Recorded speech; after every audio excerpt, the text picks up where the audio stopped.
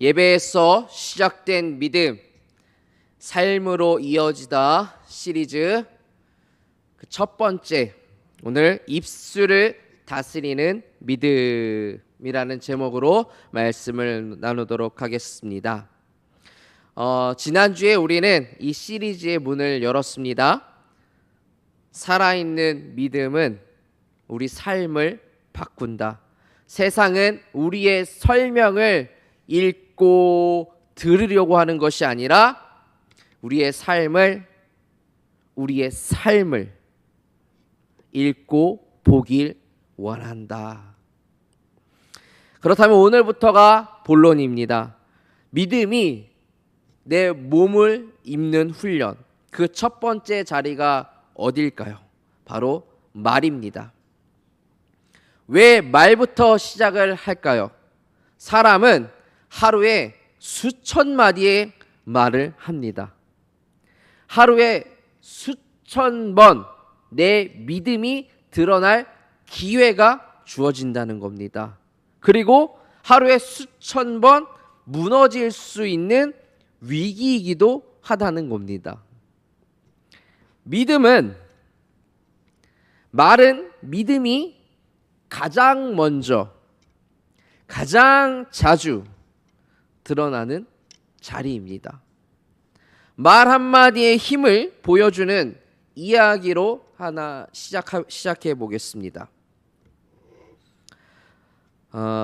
봉준호 감독이 아직 무명의 조감독 시절 이야기입니다. 오디션에서 떨어진 한 배우에게 연락을 했습니다. 당시에는 불합격자에게 아무도 연락을 해주지 않았던 때였습니다. 그런데 이 조 감독은 정중한 불합격 소식과 함께 이런 취지의 말을 했다고 합니다. 오디션 때 당신의 연기가 너무 좋았습니다. 이 작품의 색깔이 당신과 맞지 않을 뿐입니다. 다음에 꼭 당신과 함께 작업하고 싶습니다. 이 말을 전했습니다. 이 오디션에서 떨어진 배우는 그 인생에서 처음으로 그런 연락을 받아봤다고 합니다. 그리고 이 배우가 마음의 결심을 하나 합니다. 이 사람이, 나에게 이 연락을 준 이 사람이 나중에 정식 감독이 되면 나는 무조건 그 영화에 출연할 거야. 세월이 흘러서 첫 영화에 엄청 실패한 이 봉준호 감독이 조심스럽게 다시 이 배우에게 시나리오를 보내고 전화를 합니다. 누구누구 배우님, 혹시 시나리오 받아보셨습니까? 제 시나리오가 어떠신지요? 혹시 함께 작업할 수 있으실까요? 조심스럽게 물어봤어요. 왜냐하면 자기가 첫 영화에서 굉장히 실패를 했고 이 배우는 어느 정도 스타덤에 올라 있었거든요. 그러니까 이때 이 배우가 이런 대답을 했다고 합니다. 저는 감독님, 시나리오와 상관없이 감독님이 제작하는 영화라면 제가 무조건 작품을 하고 싶습니다. 그리고 출연을 결정해요. 바로 그 배우가 송강호 씨이고, 그렇게 만들어진 영화가 살인의 추억입니다. 아시는 영화일 거예요. 아시는 배우일 거예요. 어렵던 시절, 무명의 시절, 보는 오디션마다 다 떨어졌던 그 시절, 그 격려의 말 한마디가 이 배우, 이 한 사람의 마음에 남아있다가 십수년간 그 마음에서 살아있다가 두 사람의 인생을 완전히 바꾸어 놓았습니다. 말에는 그런 힘이 있습니다. 살리는 힘도, 그리고 무너뜨리는 힘도. 오늘 야고보서가 바로 그 이야기를 우리에게 전해주고 있습니다. 첫 번째로, 혀는 작지만 인생 전체를 움직인다고 우리에게 알려주고 있습니다. 야고보는 혀를 설명하면서 그림 3개를 연달아 그려줍니다. 첫 번째, 말의 재갈, 그리고 두 번째, 배의 키, 세 번째 작은 불씨, 이 세 가지 그림을 그려주는데 오늘 우리는 배의 키와 작은 불씨를 한번 보도록 하겠습니다. 야고보서 3장 4절 5절 말씀입니다. 보십시오. 그렇게 큰 배들이 거센 바람에 밀려가지만 항해 사는 작은 키 하나로 방향을 잡아갑니다. 5절. 이와 같이 혀도 작은 지체이지만 큰 것을 자랑합니다. 보십시오. 작은 불씨가 얼마나 많은 나무를 태웁니까? 자, 먼저 키입니다. 배의 키는 뭐죠? 거대한 그 배의 방향을 결정하는 아주 작은 장치입니다. 배 그 전체의 크기에 비하면 진짜 보이지도 않을 만큼 작은 게 배의 키 아닙니까? 운전대? 그런데 그 작은 키가 배가 어디로 가는지 그 작은 키가 그 방향을 결정합니다. 혀가 그렇다는 거예요. 야고보서 기자는 혀가 그렇다는 거예요.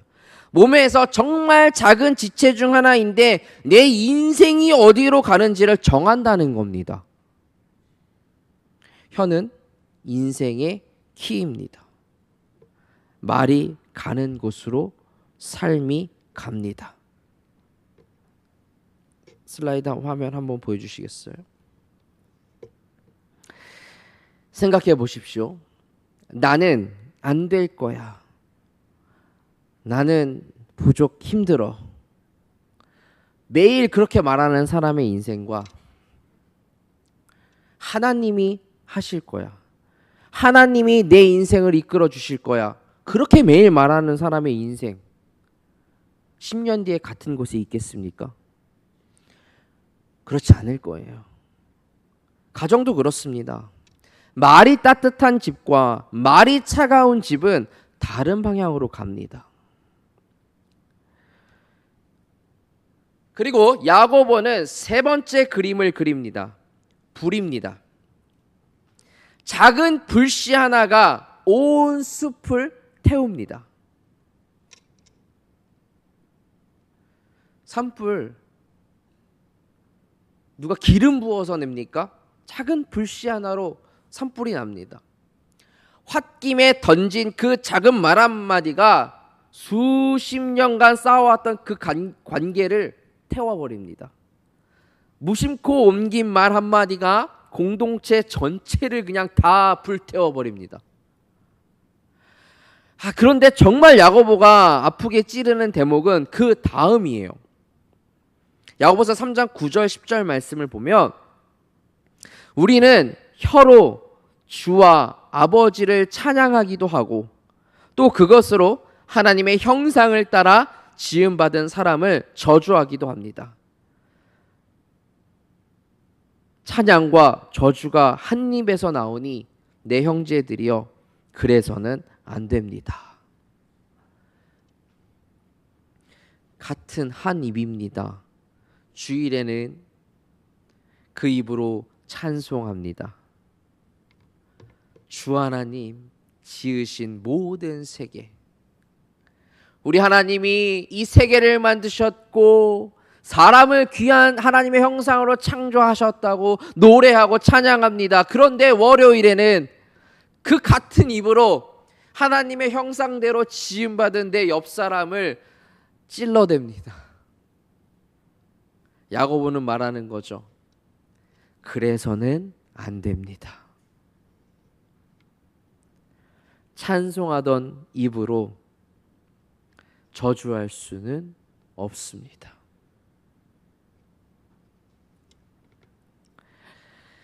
예배에서 시작된 믿음이 삶으로 이어진다는 것은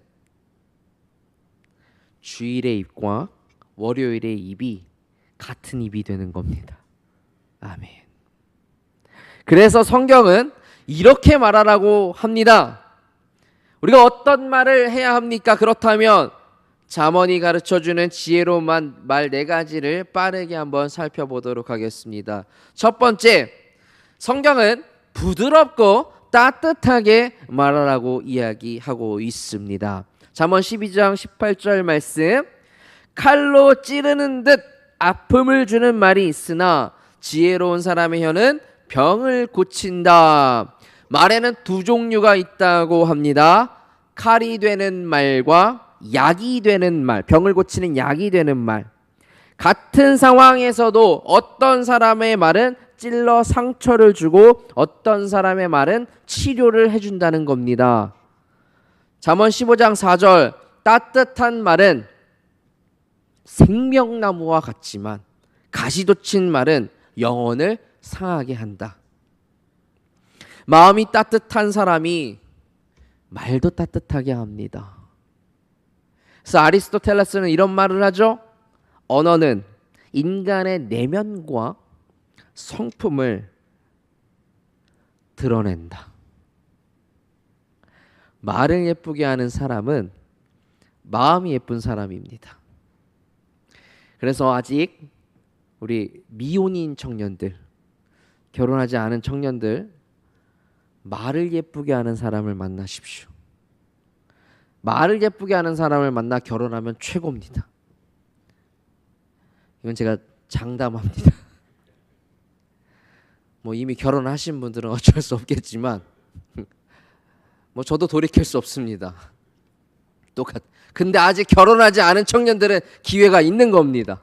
말을 예쁘게 하는 사람을 만나. 마음이 예쁜 사람이에요.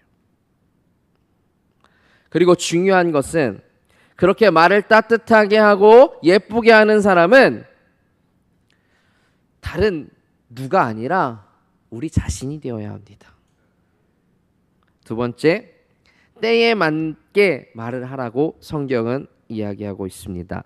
잠언 25장 11절 말씀. 적절한 말을 하는 것은 은쟁반의 금사과와 같다. 금사과도 정말 귀하죠. 그런데 은쟁반 위에 놓였을 때 더 빛난다는 겁니다. 이게 당시 이제 고대 문화를 생각하면 이 잠언 25장 11절 말씀이 더 이해가 쉬울 텐데 그냥 우리가 이렇게만 봐도 그쵸? 금사과도 귀한데 그것이 은쟁반 위에 반짝반짝이는 예쁜 그 쟁반 위에 올려놓으면 얼마나 더 귀하겠냐는 거예요. 혹시 파인다이닝 하는 분들이나 요리 좀 하시는다는 분들은 왜 그렇게 음식을 담는 그 그릇을 중요하게 여길까요? 음식에 맞는 적절한 그릇이 있기 때문입니다. 그 음식에 맞는. 국물이 가득한 요리를 굉장히 플랫한 그 접시에다가 납작한 접시에다가 담을 수는 없잖아요. 그렇죠?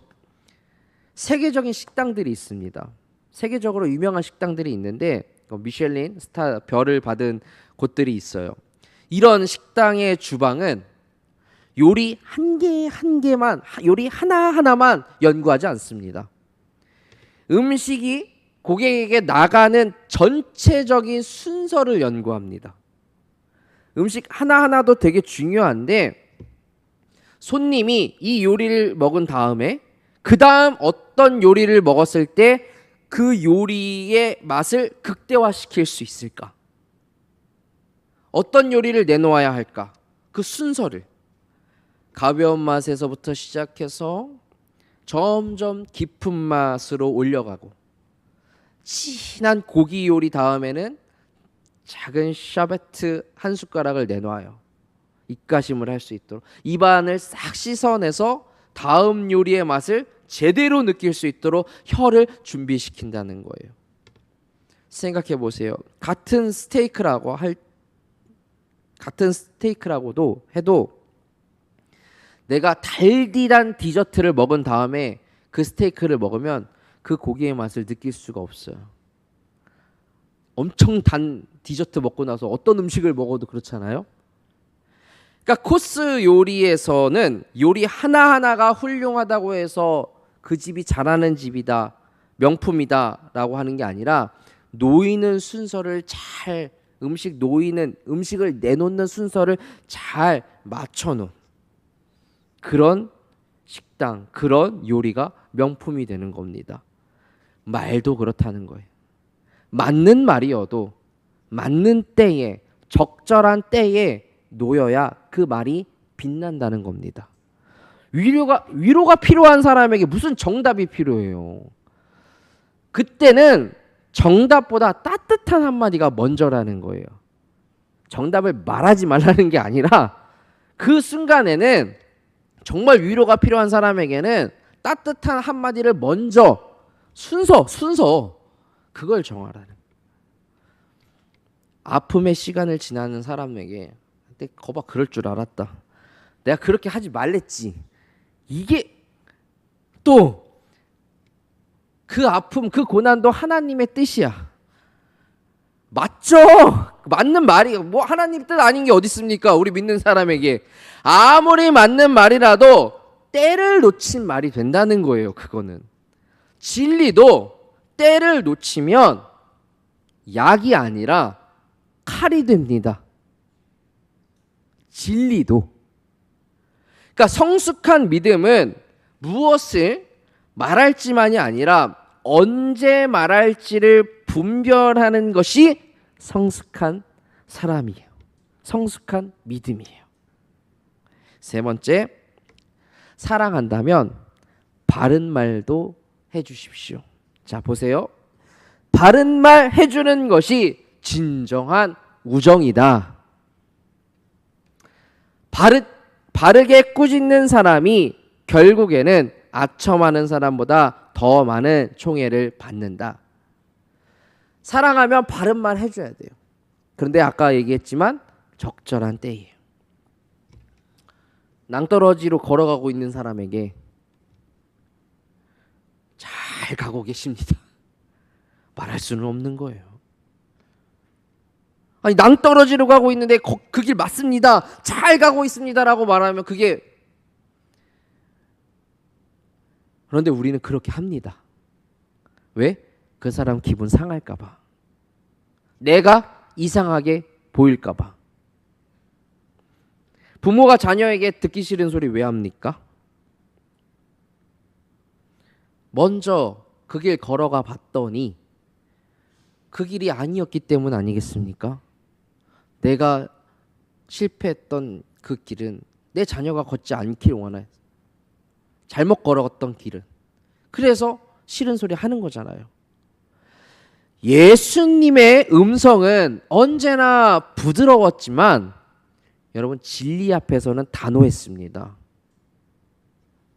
우리의 말은 진리와 사랑이 만나는 자리여야 합니다. 진리만 있어서도 안 되고 사랑만 있어서도 안 됩니다. 이 진리와 바른 말과 따뜻한 사랑이 만나는 자리가 우리 말이 돼야 돼요. 네 번째, 말을 아껴서 하십시오. 라고 성경이 말하는 겁니다. 자, 잠언 15장 28절 말씀. 의인은 대답할 때 깊이 생각하며 말하지만 악인의 입은 악한 것을 쏟아낸다. 자, 의인은 여러분들은 다 의인인 줄 믿습니다. 깊이 생각하며 말하라는 거예요. 잠언 17장 27절. 지식이 있는 사람은 말을 아끼고 통찰력 있는 사람은 성급해하지 않는다. 잠언 29장 20절. 네가 성급하게 말을 하는 사람을 봤느냐?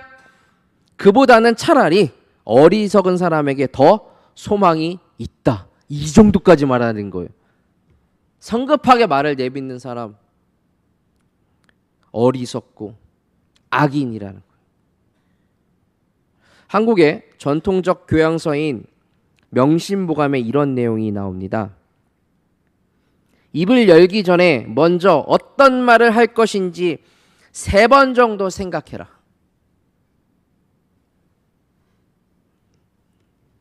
그런데 유대인에게도 같은 지혜의 격언이 있습니다. 유대인들은 말을 내뱉기 전에 그 말이 3가지 황금문을 통과해야 한다고 가르칩니다. 세 가지 황금문을 통과해서 이 말이 지나가야 한다. 첫 번째 문은 뭐냐면 이 말은 진실한가? Is it true? 진실한가? 두 번째, 이 말은 필요한가? Is it necessary? 세 번째, 이 말은 친절한가? Is it kind? 말을 할 때마다 여러분 우리가 이 세 문을 다 지날 수는 없어도 적어도 이런 문이 있다는 것을 말을 내뱉기 전에 생각해 보는 겁니다. 이유가 있습니다. 말은 한 번 나가면 다시 담을 수가 없기 때문입니다. 정말 이 말은 사실인가? 진실인가? 이 말이 꼭 진짜 필요한 말인가? 이 말은 친절한 말인가?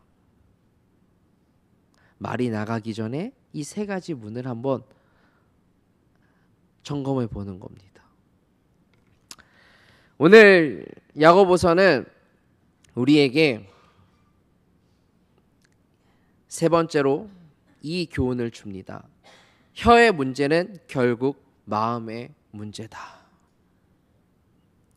제가 여기까지 얘기했으면 그냥 여기서 끝난다고 한다면 이 설교는 그저 말을 어떻게 해야 되는지 어떻게 해야 되는지에 대한 교양 강좌로 끝날 수가 있습니다. 따뜻하게 해야지, 말은 때에 맞게 해야지, 바르게 해야지, 아껴서 해야지.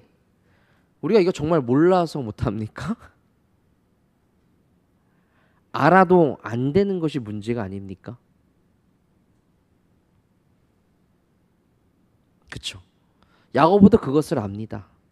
그래서 8절에서 정직하게 말합니다. 그러나 혀는 아무도 길들일 수 없습니다. 정직하게 말하는 거예요. 혀는 아무도 길들일 수가 없다.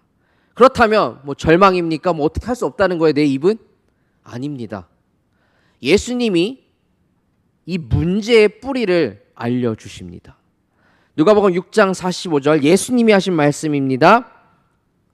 선한 사람은 마음속에 선한 것을 두었다가 선한 것을 내놓고 악한 사람은 마음속에 악한 것을 두었다가 악한 것을 내놓는다. 사람은 마음에 가득 찬 것을 입으로 말하는 법이다. 마음에 가득한 것을 입으로 말합니다. 물이 가득 담긴 컵을 누가 툭 치면 무엇이 쏟아집니까? 담겨 있던 것이 쏟아집니다. 거기에 물이 담겨 있든 주스가 담겨 있든 담겨 있는 것이 쏟아지는 겁니다. 우리 인생도 부딪히는 날이 옵니다. 누가 나를 건드려요. 가만히 있는 나를. 그렇죠? 일이 어긋나는 일들이 있습니다. 그때 쏟아져 나오는 말이, 나를 누가 건드렸을 때 쏟아져 나오는 말이 내 마음에 담겨 있는 겁니다. 말은 마음의 넘침입니다.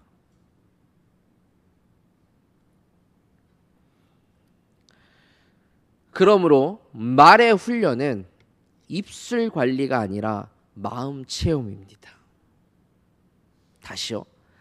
내 말의 훈련은 내 입술의 관리가 아니라 내 마음을 무엇으로 채우느냐, 그 훈련이라는 거예요. 내 마음에 있는 것이 넘쳐나오기 때문에. 그럼 그리스도인인 우리는 무엇으로 채워야겠습니까? 우리 아버지 하나님의 은혜로, 사랑으로, 그 사랑으로 채웁니다. 성경에서 간음하다가 사람들에게 붙잡힌 여인을 기억하십니까? 간음하다가 사람들에게 붙잡혀요. 모두가 그녀에게 정죄의 말을 던집니다. 돌 같은 말을 막 던집니다. 아프죠. 그런데 모든 사람들이 그녀를 정죄할 때 예수님은 다른 말을 하십니다. 8장 11절, 요한복음 8장 11절, 나도 너를 정죄하지 않겠다. 이제부터 다시는 죄를 짓지 마라. 내가 널 정죄하지 않겠다. 이 여인이 예수님께로부터 이 말을 들은 후에 그녀는 어떤 말을 하며 살았을까요? 여러분, 살리는 말을 들어본 사람이 살리는 말을 할 수 있습니다. 우리가 먼저 그 말을 들은 사람입니다. 십자가에서 우린 들었어요. 뭘 들었어요? 내가 너를 정죄하지 아니하노라. 더 이상 너는 죄인이 아니야. 내가 너를 사랑하노라.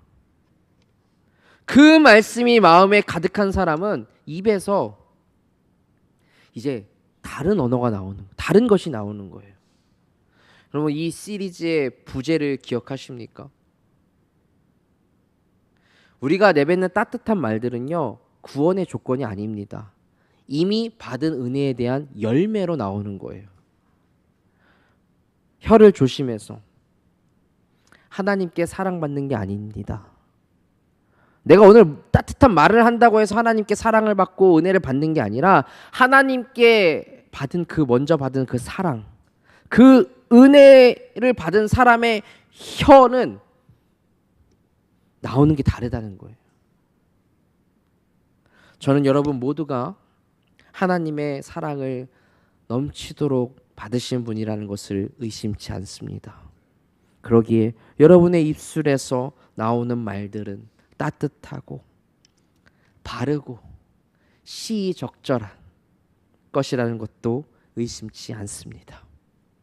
말씀 정리하겠습니다. 우리 지난주 프롤로그, 이 시리즈의 프롤로그를 마치면서 제가 이런 소망을 말씀드렸습니다. 이 시리즈 설교가 끝날 때쯤에는 가족들이, 여러분의 가족들이 먼저 느끼기를 바란다고. 요즘 말투가 좀 달라졌네. 그 첫걸음이 바로 이번 주 일입니다. 뭐 거창한 결심을 하라는 말씀이 아닙니다. 이번 한 주 가장 가까운 한 사람에게 따뜻한 말 한마디를 건네보는 겁니다. 배우자에게, 자녀에게, 부모님에게, 동료에게 수고했어요. 고마워요. 다 당신 덕분이에요. 오늘 이런 여러분의 말 한마디가 오늘 서두에 이야기했던 그 에피소드, 조 감독의 전화 한 통처럼 누군가의 마음에 오래오래 남아있을 거예요. 당신의 연기 좋았습니다. 그리고 기억하십시오. 말을 바꾸는 힘은 입술이 아니라 마음에서 나오고, 마음을 바꾸는 힘은 하나님께서 주시는 은혜와 사랑에서 나옵니다. 여러분, 믿음이 살아있으면 혀가 가장 먼저 압니다. 이 시편 19편 14절의 말씀, 이 시편 기자의 기도가 이번 주 우리의 찬양과 기도가 되기를 바랍니다. 시편 19편 14절 말씀 여러분들이 잘 기억하셨으면 좋겠습니다. 여호와여, 내 반석이여, 나를 구원하신 주여, 내 입의 말과 내 마음의 묵상이 주께서 받으실 만한 것이 되기를 원합니다.